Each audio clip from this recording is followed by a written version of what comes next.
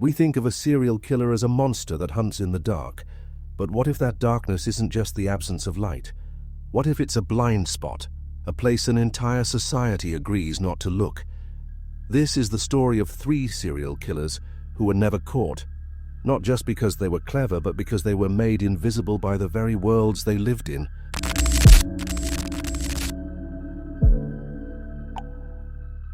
Our story begins on February 2nd, 2009, in Albuquerque, New Mexico.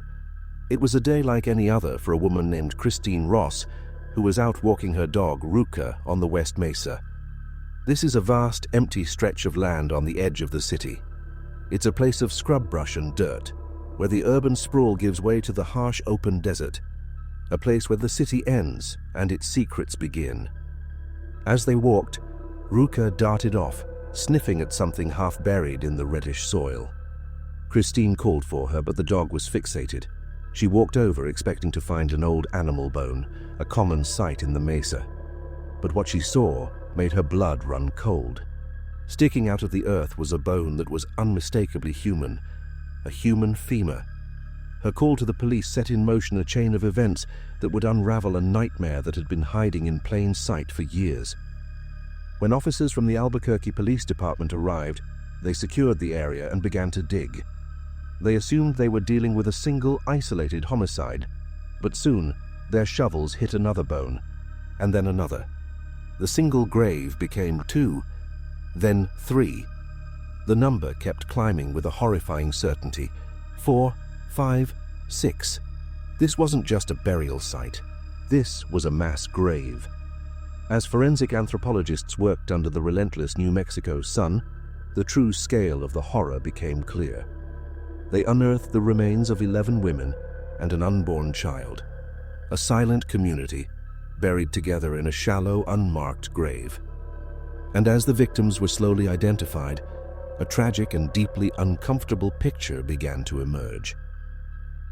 There was Michelle Valdez, a young woman of 22, Cinnamon Elks, who was 32, Jamie Barella, only 15 years old. All of them, and the 8 other women found with them, had one thing in common. They lived on the fringes of society. Many struggled with drug addiction. Many were involved in sex work to survive. They were daughters, some were mothers, but they were also women that the world had largely chosen to forget. These weren't the victims of a random crime spree. They were the targets of a calculated predator who understood one terrifying truth: society had already made them invisible. This was the killer's hunting ground, the ultimate blind spot. He operated in a world hidden from the mainstream, a world of cheap motels and desperate streets where people disappeared all the time and few questions were asked. The West Mesa itself was his accomplice. For decades, it had been known as a dumping ground, a lawless expanse used for illegal target practice, off-road joyriding, and getting rid of things no one wanted to see. There were no streetlights, no security cameras, no witnesses. It was a place where someone could scream and no one would ever hear them. The killer didn't just choose this location to hide the bodies. He chose it because it was a perfect reflection of how he saw his victims: isolated, uncared for, and disposable. He was a ghost preying on ghosts, confident that no one would ever come looking for them in a place that nobody cared about. The investigation was a monumental task. The elements had been brutal. Sun, wind, and rain had degraded any potential evidence. Some of the remains had been in the ground since 2001, meaning the trail was nearly a decade old before it was even discovered.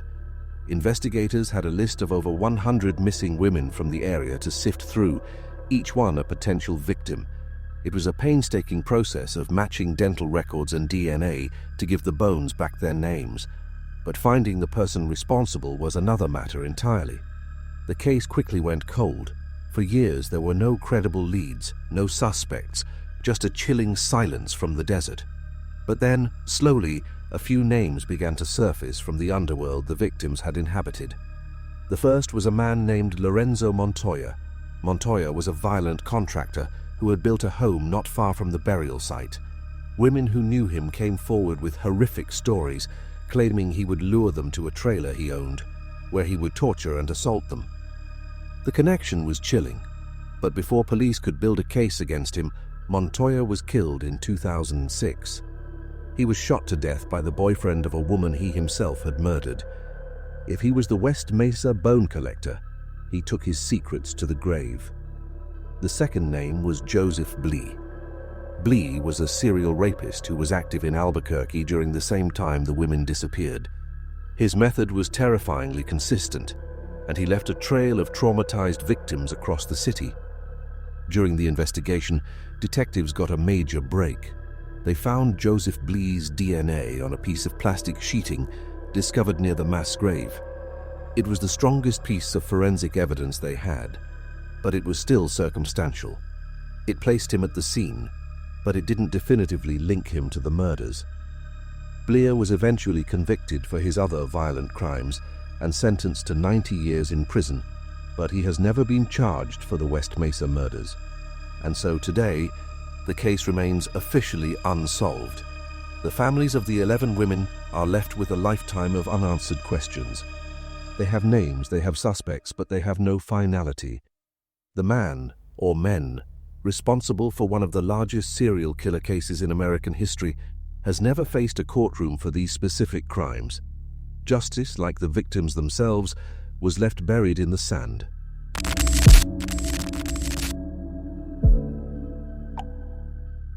From the silent wasteland of the American Southwest, we now plunge into a world of noise, terror, and confusion. We are in Belgium on Saturday, November 9th, 1985. The location is a Delhaize supermarket in the quiet town of Aalst. Inside, families are doing their weekend grocery shopping. The aisles are filled with the normal, comforting sounds of everyday life, the rattle of shopping carts, the chatter of neighbors, children asking for sweets. It is a scene of absolute normalcy. And then, in an instant, that normalcy is shattered forever. 3 men in grotesque face paint, their features distorted into monstrous masks, burst through the doors. They are armed with pump-action shotguns and move with a cold, terrifying efficiency. This is not a clumsy robbery. This is a military-style assault. They open fire immediately, their blasts echoing through the store. They shoot at men, women, and children without hesitation, without mercy. Shoppers dive for cover behind shelves of canned goods as the attackers stalk the aisles, executing anyone they see. One of the men, wearing the face paint of a clown, walks up to a father, a mother, and their 14-year-old daughter, and murders all 3 of them. In a matter of minutes, the attack is over. The men grab what they can from a single cash register and vanish. For this horrifying display of violence, this massacre of innocents, they leave with less than $2,000. The supermarket is left drenched in silence and blood. 8 people are dead. This was not a random act of violence. It was the bloody finale of a reign of terror that had haunted Belgium for 3 years. The press called them the crazy Brabant Killers. Between 1982 and 1985, this mysterious gang of killers carried out more than a dozen violent robberies, targeting supermarkets, restaurants, and even armories.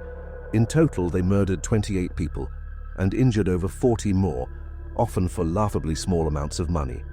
Their motive was never greed, it was terror. Here, the blind spot wasn't societal apathy, it was systemic chaos. The Brabant Killers operated with such brazen confidence and professional skill that the public and many investigators began to believe the unthinkable, that they weren't just common criminals. The theory that took hold was terrifying, that these killers were agents of the state, perhaps right-wing extremists within the government, the military, or the police force itself. It was whispered that this was a strategy of tension, a campaign of terror designed to scare the public into accepting a more authoritarian right-wing government. The goal wasn't to steal money, it was to destabilize the country. As insane as that sounds, the investigation that followed only fueled these conspiracies. It wasn't just bungled, it seemed to be deliberately sabotaged at every turn. A getaway car, a VW Golf, was pulled from a canal, but crucial evidence, including weapons, was somehow lost before it could be properly examined by forensics. Key witnesses died in mysterious circumstances before they could testify. Different police jurisdictions across Belgium refused to share information with each other, creating a fog of confusion that allowed the killers to move freely. A sketch of one of the leaders, a tall man known as the Giant, was circulated for years, but he was never identified. It felt less like a manhunt and more like a cover-up. The very institutions meant to protect the people were now the subject of their deepest fears. For decades, the case went cold, becoming Belgium's most painful and enduring mystery. 28 people were dead, and the nation was left with a deep scar of paranoia and distrust. And then, in 2017, there was a bombshell. A man came forward, claiming that his brother, a former elite police officer, had confessed to being one of the killers on his deathbed. That officer's name was Christian Bonkowski, a one-time member of a special paramilitary police unit called Group Diane. And according to his former colleagues, Bonkowski had a nickname. They called him the Giant. The confession was electrifying. Bonkowski had allegedly told his brother that he was the leader of the gang, providing details about the crimes that only a killer could know. It seemed after more than 30 years that the mystery was finally solved, but the hope for closure quickly turned into even deeper frustration. The confession raised more questions than it answered. If Bonkowski was the leader, who were his accomplices? Why did he do it? And most importantly, was he acting on orders from someone higher up? Christian Bonkowski had died in 2015, taking the full truth with him to the grave. The biggest break in the case had led to another dead end. The truth, it seemed, was more dangerous than the lie. And so the Brabant Killers vanished, not into the shadows, but into the blinding light of a state that could not or would not look at itself.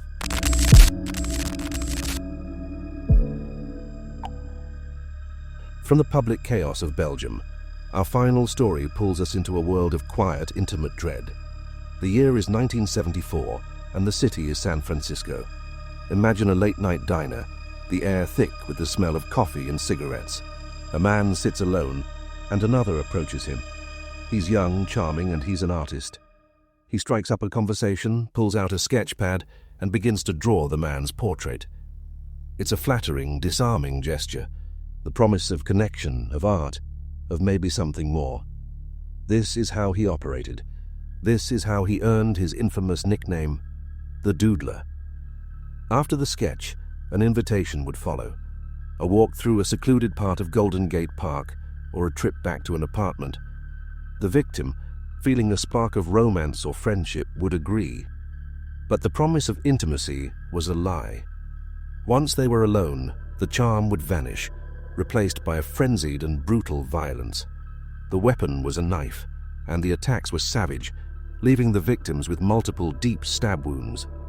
On January 27, 1974, the body of the first known victim, a 49-year-old man named Gerald Kavanaugh, was found on Ocean Beach.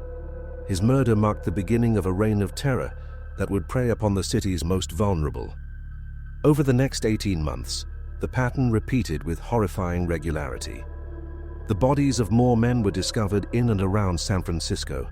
There was Joseph Stevens, an entertainer, Klaus Christmann, a German tourist, Warren Andrews, a lawyer. Officially, the Doodler is linked to 5 confirmed murders, but police have long suspected the real number could be as high as 14. All the victims had one thing in common. They were all members of the city's burgeoning gay community.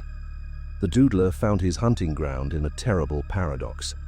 His victims were targeted for who they loved, and the very institution meant to protect them was one of their greatest persecutors. To understand how this killer got away with it, you have to understand what San Francisco was like for gay men in the 1970s. While the city was becoming a beacon of liberation, it was also a place of intense systemic homophobia. Being openly gay could cost you everything: your job, your apartment, your family. And the San Francisco Police Department, or SFPD, was not seen as an ally. Police raids on gay bars were a common and often violent occurrence. Harassment, entrapment, and brutality were rampant. For many in the gay community, the police were just another threat to be avoided. This was the killer's shield. This was his blind spot. The Doodler operated with the chilling confidence of a predator who knows its prey has nowhere to run for help. He understood that even if his victim survived an attack, they would be terrified to report it. And he was right. Investigators, including detectives Rotea Guilford and Earl Sanders, were aware of at least 3 men who had been attacked by the Doodler and survived. These men could have been the key to stopping the murders. They could have looked at a lineup and pointed directly at the man who tried to kill them. But all 3 refused to testify in open court. Their refusal wasn't born from a lack of courage. It was born from a deep, justifiable fear. To testify would mean being publicly outed in the newspapers and on television. It would mean facing a society that was still deeply hostile to their existence. Among the survivors were a famous entertainer and a foreign diplomat.